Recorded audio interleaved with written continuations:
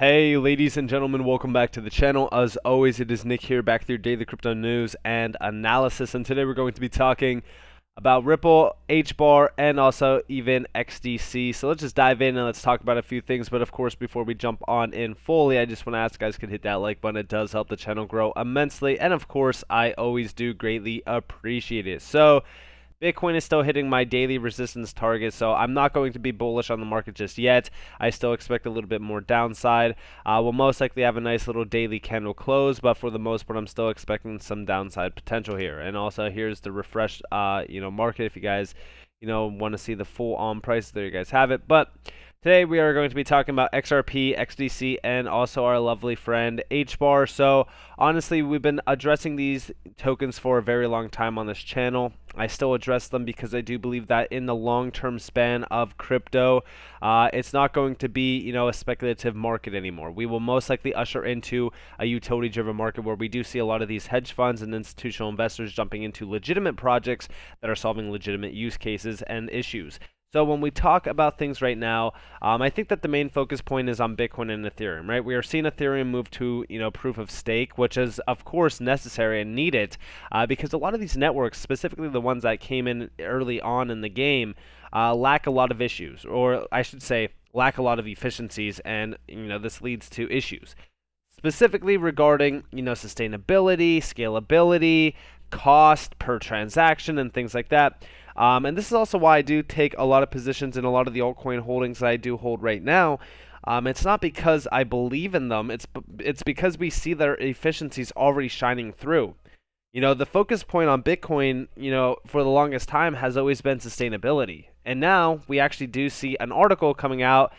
So shout out to XRP Crypto for this, but we do see CFTC chairman said Bitcoin uses too much energy compared to the economic value of the digital asset, and that ECG disclosures provided to purchasers of digital assets could help move the industry to proof of stake. XRP ledger consensus is better than proof of stake.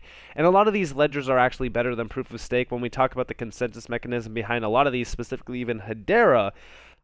It's far better than proof of stake. And I honestly don't think that POS is actually going to solve the Ethereum issue. I still think that Ethereum is going to have long-term issues.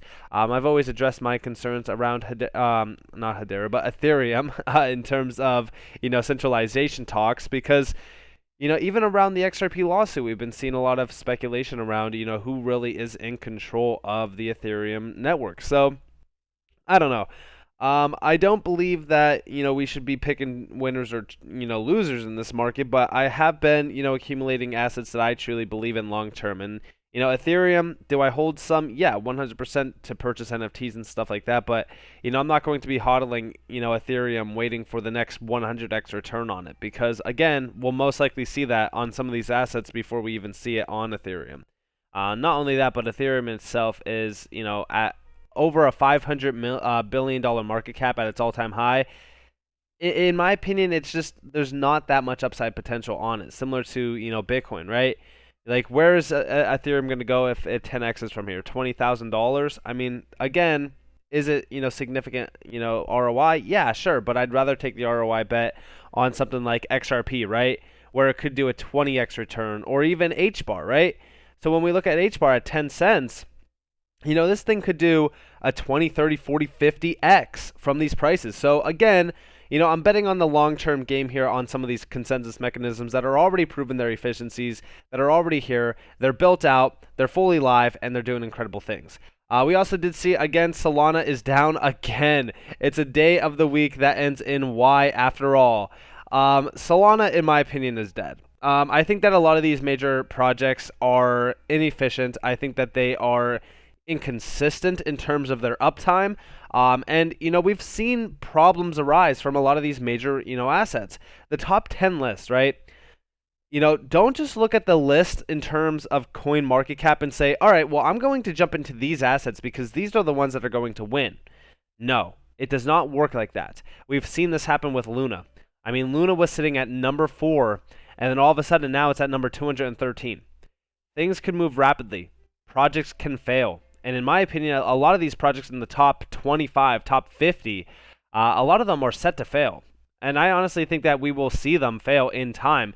Do I think that Solana is going to completely roll over and die? Probably not. They'll most likely have, an upgrade to the system or some sort of, major change. But this is also why I don't touch a lot of these assets.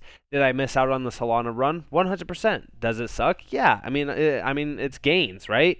So we're here to make money, and Solana did do a rapid move, and I missed out on it. But hey, I'm not going to get mad about it or anything like that. I still see the long-term vision behind my holdings, and I do believe that those holdings will do similar runs. The issue here is that, I'm accumulating assets that don't have issues like this, that don't need to upgrade their internal systems because they are already built to last. They are built for the future. So again, we look at things like this, and I just kind of, laugh because a lot of these projects are in the top 25 and they have these massive problems.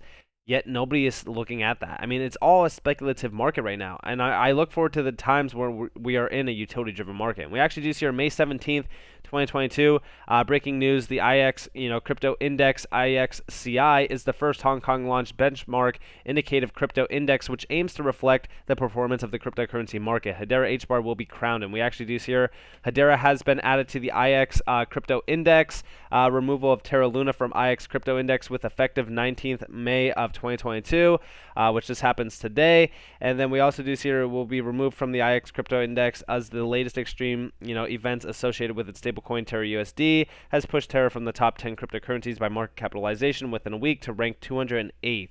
Hedera, which is the coin with the next highest ranking by market capitalization and volume screening in the latest quarterly index review, will replace Terra Luna.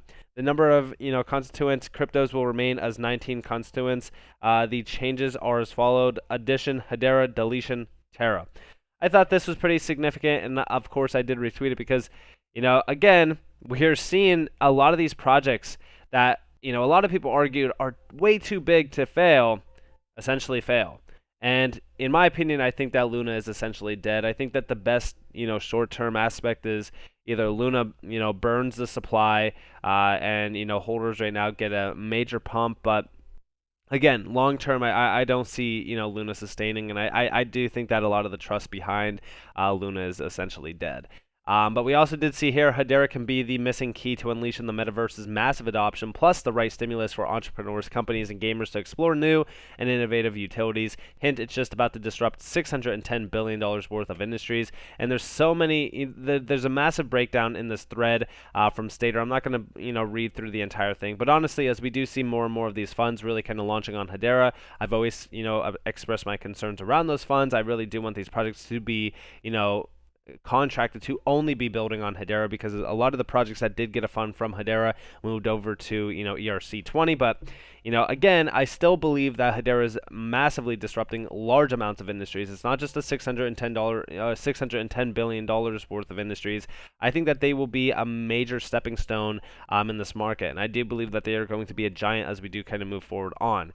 I've always expressed my concerns around Hedera, but I still believe in the long-term vision here, and I will continue to support the project. And we actually just seen, Tune FM official, a tokenized music economy that enables artists to get paid directly for it every second. Streamed using gem tokens has received a grant from the Hbar Foundation to bring more users to the Hedera network. I actually look forward to this. I think that a lot of people, look at tokenization as just kind of a joke right now. But as we do see Web 3.0, and, as we do see over here, they are talking about Web 3.0 and really kind of the future of the space. As we do kind of see this being built out fully even more and more, I definitely want to focus on the longevity of Web 3.0. I think that when we look at where Web 3.0 could actually lead us to, I think that it's going to be a very significant area to focus on, and it most likely will disrupt a large amount of individuals. I mean, we're talking about billions and billions of individuals. So definitely look forward to seeing that be completely built out and go fully live. I think that we're still some time away from Web 3.0 being officially, announced.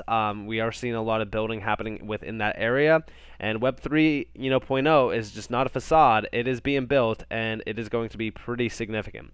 But we also do see, today we're committing $100 million to invest in carbon markets. We're excited to accelerate progress towards global climate goals by investing in high-quality, scalable carbon removal and deploying blockchain to power more transparent and dynamic carbon markets. This is pretty interesting because, again, They're working with Zange.com and also Carbon Cure, which I've talked to guys a little bit about Zange, working with, some pretty large names. And when we look at this, it is talking more so about sustainability. Sustainability is the key for a lot of success around this market. This is also why I do support XRP and even Hbar and even XDC. These are some significant, assets. When we look at assets around this space, within the sustainability markets, I look at Energy Web Token as well. I look at XLM. There's so many great assets that are doing incredible things within sustainability.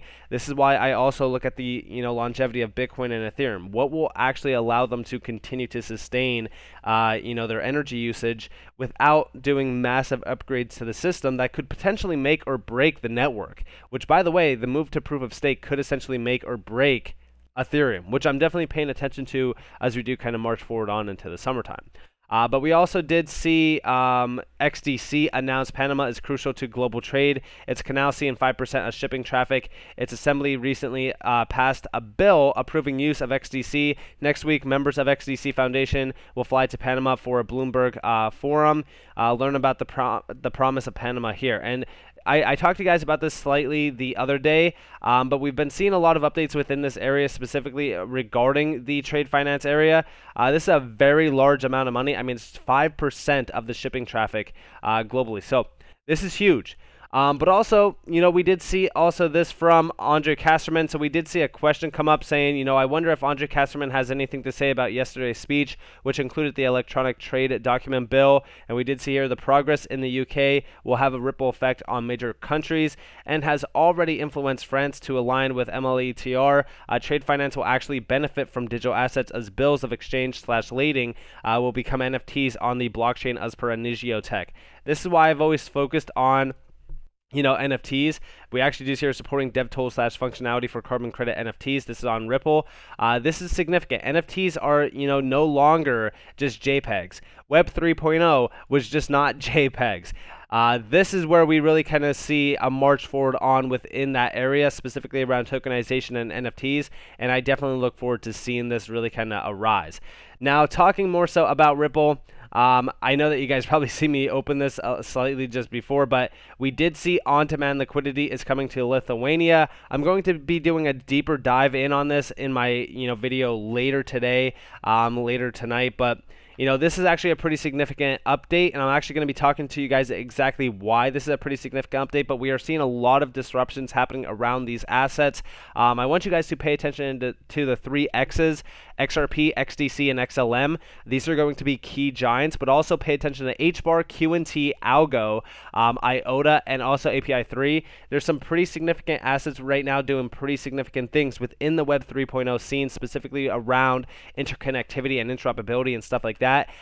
We're seeing the foundation to Web 3.0 essentially being built, but also instant payments, cross-border payments.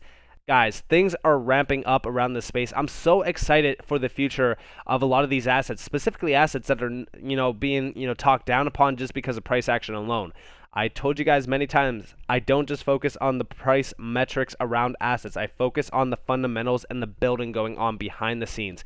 And these are assets that I foresee seeing massive amounts of, potential being built out. And honestly, when we look at the adoption and the accelerating of, building happening on a lot of these networks, I'm so excited for the long-term view here.